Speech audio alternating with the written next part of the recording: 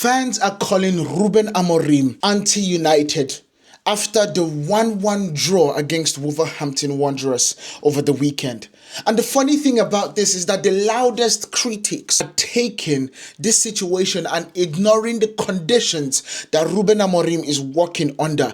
And that right there is what is pissing me off. Because they are not looking at the importance of how we are growing. They are not looking at the way we are looking at this situation. They are not seeing the positives. They are choosing to not be somebody to give him an opportunity. This is a situation where they have already made their mind about Rúben Amorim and they are not going to change it. So wherever he slips up, they are absolutely going to say he is anti-United.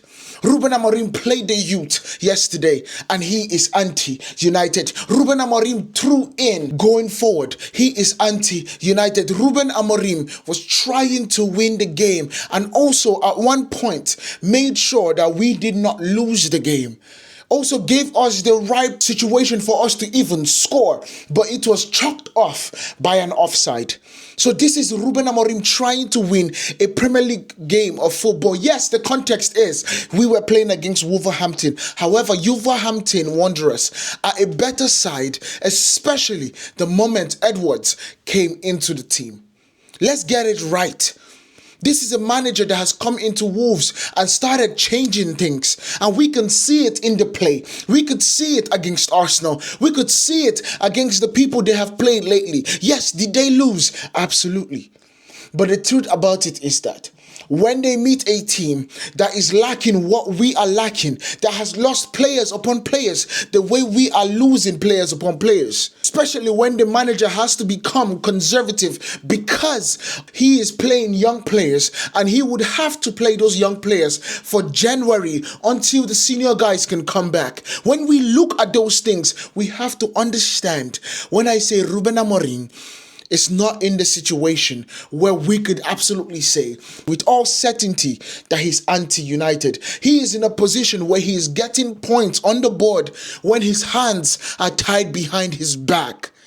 We need to understand this and we need to give him more time. This game should tell us one thing and one thing alone. When we are losing our creative players, the rest of the squad cannot produce creativity the way we want and the way we need to win the league. And what does that tell you? We need to go into the January transfer window to get players. We need to go into the summer transfer window to get players. That is what it tells me. It does not tell me that Rúben Amorim is anti-Manchester United. So without further ado, we are going to break down and defend Rúben Amorim against all y'all. I know I'm talking to you, the people that do not want Amorim in at Manchester United at this point. We are going to defend him. And you guys give me a second because I know you have made up your minds already. Just give me a second. Let me make my case. And if you do agree with me, comment it down below. If you don't agree with me, still comment it down below and I will be answering every single question down in the comments. So make sure you guys hit that like button, hit that follow button, and let's get this party started. Let's go.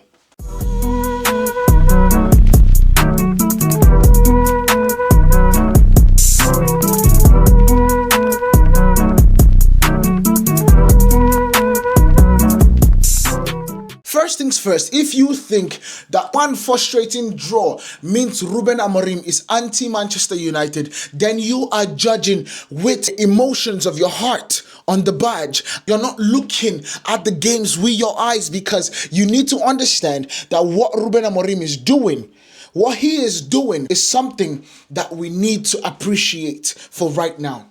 It's something that we need to appreciate. We have seen Sir Alex, and I'm not comparing Rúben to Sir Alex, but we have seen Sir Alex go into games pragmatically because he needs to understand that he needs to win the games and he does not have the players to do that.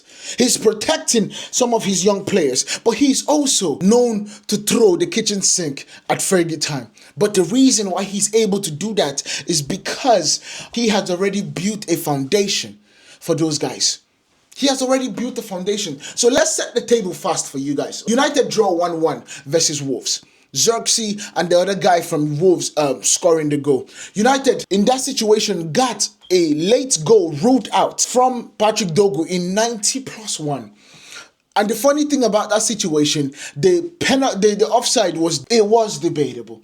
And then you get Wolves ending an 11-game long losing streak. I understand that. And I understand that us giving Wolves a point in 2025 feels like us losing 3 points. I understand that. But we need to understand this and we need to be clear about this. Manchester United are in a team that we are building. And then when you have major pillars of that team absolutely cut short with injuries and AFCON appearances, we are back to where we were and if not worse. That is the truth about it. That is the truth about it. And this is the first time that Rúben Amorim has had that rebuilding squad. It's the first time. And so for us not to be able to give this man a chance, to me, is just problematic. So let's look at what Rúben Amorim did not have in this team. Bruno Fernandes, Kobbie Mainoo, Mason Mount, Harry Maguire, Matthijs de Ligt, Mazraoui, Mbeumo, and Ahmad. And we are not going to I'm going to do it for him because we need to understand that situation. It's his job to motivate players in order for them to pick up the slack. But it's my job to see what is happening with the squad and to say, look, we are going through a tough time. And if Rúben Amorim can get maximum points from his situation, I would love it. But if not, he should make sure that he does not lose the total points. Yes, that might be conservative. But yes, it is reality. So what are we trying to break a low block? Manchester United have already had a big problem in breaking low blocks with Bruno and everybody in it. Now we are facing a Wolves side. Because the context that people forget is that Newcastle were coming out to try and beat us. And that was why playing the game that he played, playing the formation that we played, absolutely looked well and it worked out well for us. They had space in behind and we were able to capitalize on those space in behind. Wolves were not doing that. They were going to play a low block and they were going to hit us on a counter, trying to dominate the midfield and hit us on transitions. Now, this is the key part.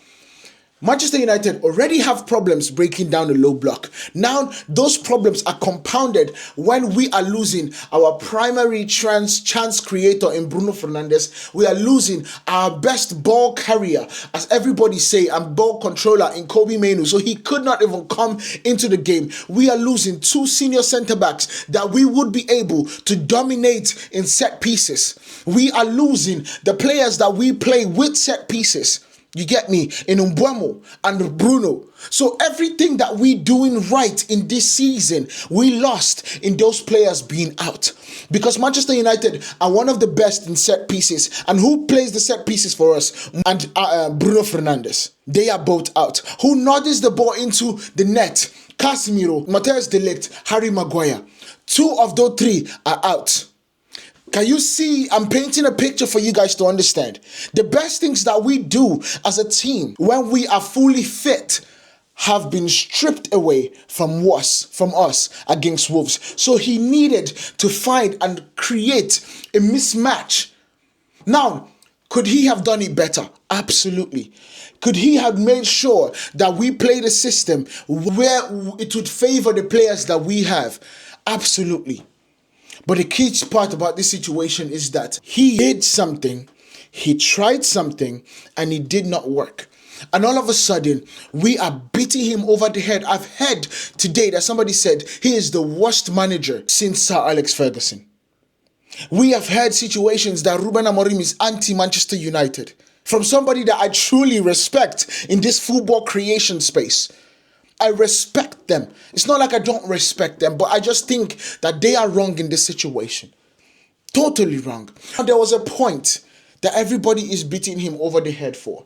Why hook Joshua Zirkzee at halftime? And I understand this because Joshua Zirkzee alone, right? His face alone at the second half showed us that he was mad. But can we all appreciate, can we all agree that Joshua Zirkzee is slowly but surely checking out from Manchester United? We did not see the runs against Newcastle. We did not see it. He started today and scored a goal. And the Joshua Zirkzee that I am used to in terms of his gun celebration was muted this time. Yes, maybe he could have because the goal was a deflection. But the truth about it is that Rúben Amorim had already said, we were overloaded in the midfield and running ourselves into dead ends. Let me ask you a question. In taking 1 point, do you believe if we had lost the game against Wolves because we were losing the midfield battle, it would be worse? This whole thing would be worse because we lost against Wolves. We gave Wolves their first 3 points of the season. So in my mind, he saw a problem. He was being proactive because that was one thing that every single person beat Amorim over the head for. Oh, he's not proactive. Oh, his substitutions doesn't make any sense. And now he's explaining the reason. He had too many attackers on the pitch and he put on a midfielder in order for us to make it work. And guess what happened? It actually worked because Manchester United were running helter-skelter and did not have few things in the end of the first half. The reason why they scored? Exactly that. But the moment he brought on Jack Fletcher, we had ball security. We controlled the counter press in terms of the stability that we get from counter pressing. We absolutely controlled the central axis and how Wolves were crowding our central midfield. That was what Edwards did to counter Rúben Amorim's starting tactics. So we need to understand that Rúben Amorim was tactically brilliant in that move. Now, did he work out the way we wanted? No, because we did not have another attacking body to bring on when we had the control of the midfield. We brought on Bendito Mantato, and I'm so happy because we have so forgotten about the brilliance that happened. Rúben Amorim gave another academy graduate his debut. Nobody is talking about that. But we need to celebrate the fact that Bendito Mantato has graduated from the academy and has played his debut for Manchester United. Not many people can say that. But talking about Mantato, he brought him in to absolutely give Manchester United a difference in the shape because we were not succeeding going from the middle. And so what he did was bring on a fullback or a wing-back, not a wing-back, and a winger that can attack the wings. Not only attack the wings, but also attack on the half spaces. It worked, but Mandato was a little bit too shy for the moment. Yeah, it's where problems lied. But guess what? It also opened the chances. It did. It opened the chances for us. That's what I'm trying to say. Now let's talk about the substitutions, right? Because since we have started speaking about Mandato already, let's talk about the substitutions. Jack Fletcher for Joshua Zirkzee. We have already explained that. Leny Yoro for Aid in Heaven. We are going to talk about that. And then Mandato for Garty. When it comes to Leny Yoro for Aid in Heaven, we heard the boo from the Old Trafford crowd. But can we all understand that Aid in Heaven has played back-to-back 90 minutes? He did very well against Newcastle, right? Did well against Newcastle. Went and played against Villa, if I'm not mistaken. Is it Villa? Played against Villa, I believe. Played against Newcastle. And you want him to play another 90 minutes against Wolves. What happens if he gets an injury? Because Aid in Heaven has had injuries as he has come to Manchester United. And technically, Aid in Heaven is our best defender right now as we speak, with the absence of the Ligt, the absence of Maguire. He is our best central defender right now. Now, Lisandro Martinez is getting back into form. Lisandro did not finish the game last time. Aid in Heaven was not finishing the game this time. This right here is protecting your players from an injury that is definitely coming down the line if we play him all 90 minutes, all festive seasons. And guess what? That right there would also be a cane, a stick to beat Rúben Amorim over the head because you did not protect your players. You guys forget that a manager's job is not only making sure that they win in the game. It's also understanding that this is a 38-game season and he needs to make sure that he has the squad for every single game in order for them to win a game every time. That's what his job is also. And we need to understand that. Now let's look at Mandato. The block, I literally said it, the central block was not working. We were not going through the center, and so we started going through the wings, the flanks, the half spaces, and those things started showing up in chances created. We had 15 shots to Wolves 11. Those things happened when Mandato came in. We had opportunities for Benjamin Šeško with his head, opportunities for Benjamin Šeško so many times with his legs. He did not convert that. And I'm not beating on Benjamin Šeško. I'm saying that Rúben Amorim set us to win the game. We got the chances to win the game and we were not clinical. So why put all the blame on Rúben Amorim? It doesn't make any sense. It truly does not. And we should not be doing this. The team did not fall apart after conceding. That right there is something that we have absolutely questioned last season. And we are seeing that the team is not breaking apart when they concede anymore. Even without our best players, the team is staying together. They are fighting, they are bouncing back, and especially our midfield. Sorry, not our midfield, but our attackers. They are fighting to get opportunities. I saw the despair, the sadness in Benjamin Šeško when he did not get the free header that was chipped to him from Casemiro.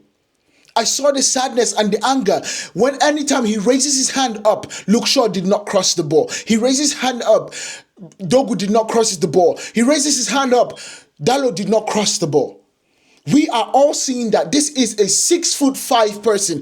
If you see the hand up, you put the ball in. The problem is defined and it's fixable. That's another thing. It is defined and it's fixable. Amorim keeps naming the issue for us. It is connections, creativity, and imagination versus a packed box. That's one thing that we need to understand. That's actually progress from we did not know what we wanted to do. It is progress from we don't know where we are. It is progress from where we were 15th place right now to us battling for top 4 and top 5. It is progress. And if we can see that much progress from one year to the other, what can we see in another year? We need to put things in context before we start making this noise. The environment around the team is temporary because we get the players back. A lot of what we are seeing right now is consequences of missing key profiles, creators, leaders. When those players return, the system will definitely have a higher ceiling, and that we have already seen. We scored as many goals as one of the best teams in Arsenal. We have. Our goal scorers and our chance creators are not in the team, and we all predicted it because we all said January, December will be tough for us because of AFCON, because of a short squad, because we do not have a substitute the depth of what Arsenal does. We all said it. All of a sudden, when we are in the middle of it, we start blaming the manager when we all knew about it. Key thing, Manchester United isn't built on panic, people. It's built on principles. And one of those principles is backing the process long enough for it to come to fruition.